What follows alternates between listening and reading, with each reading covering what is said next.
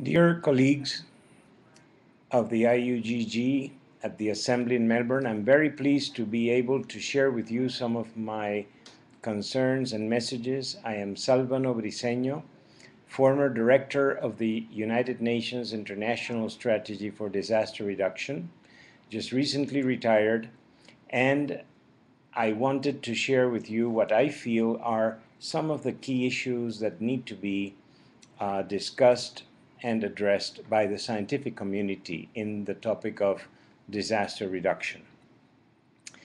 With the International Decade for Natural Disaster Reduction, IDNDR, from 1990 to 99, and the launching of the International Strategy for Disaster Reduction, ISDR, in 2000, 2 decades have been dedicated to the continuous discussion and study of disasters.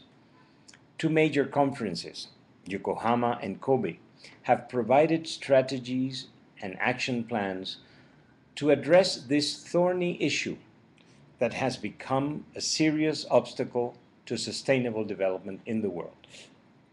The Hyogo framework, adopted by governments at Kobe, is gradually being utilized to guide national and local policies and measures to reduce risk and vulnerability to natural events.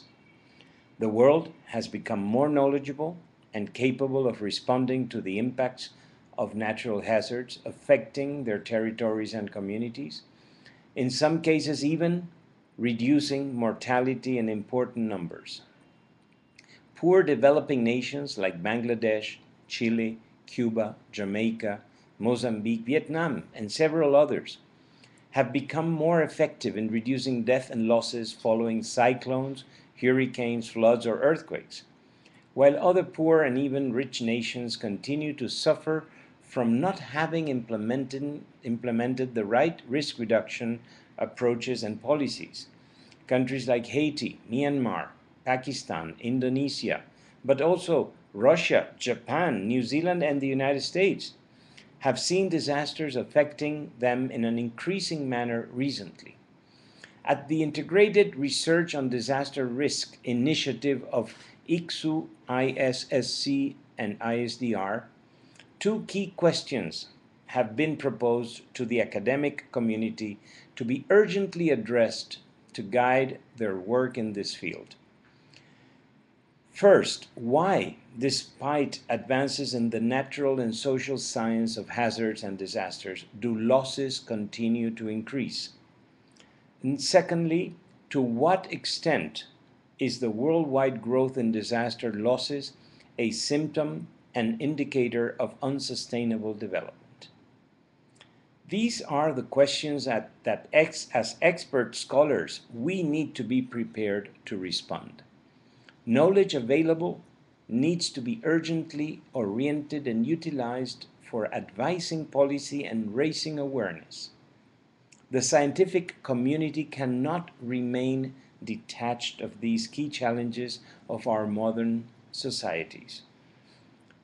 There are important differences in the way that natural hazards such as floods, drought, tropical cyclones, or earthquakes are approached and socially constructed from the way in which technological hazards such as oil spills, structural failures, industrial, nuclear, and transport accidents are investigated. The latter events are routinely subjected to probing investigations and post facto risk analysis, with the results of these inquiries feeding back into revised laws, regulations, and practices in the public and private sectors. Further, compliance is then stipulated and ideally closely monitored. And instead, when disasters triggered by natural events happen, apart from some basic questions, most responsibility is blamed on nature, knowing very well that main disaster causes relate to decisions in urban or land use management, construction materials and design, or simple lack of preparation. Another issue to be questioned is the huge difference that exists between resources dedicated to respond to disasters, which provide great visibility, and resources dedicated to risk reduction, which has less visibility.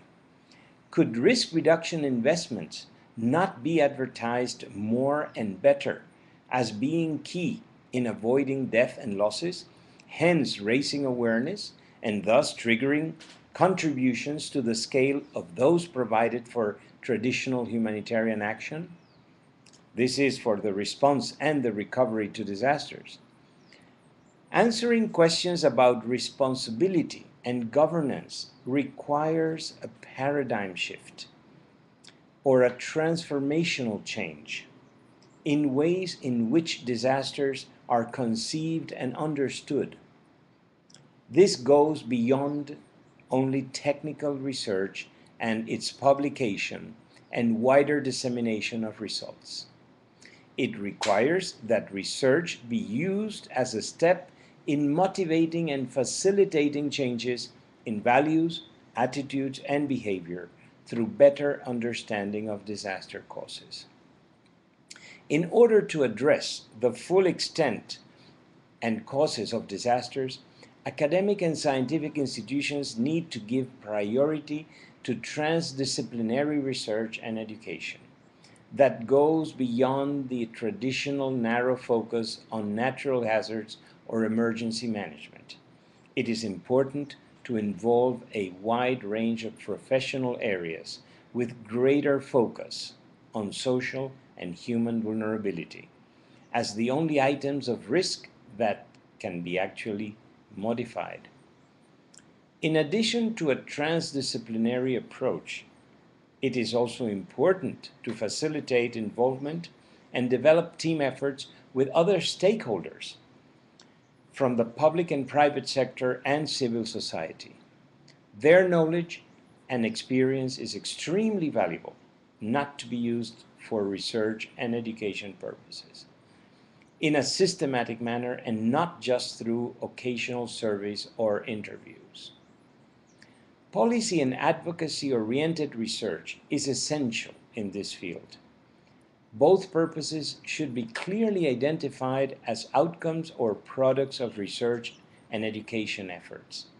The simple publication of results can no longer be the only or main outcome of research.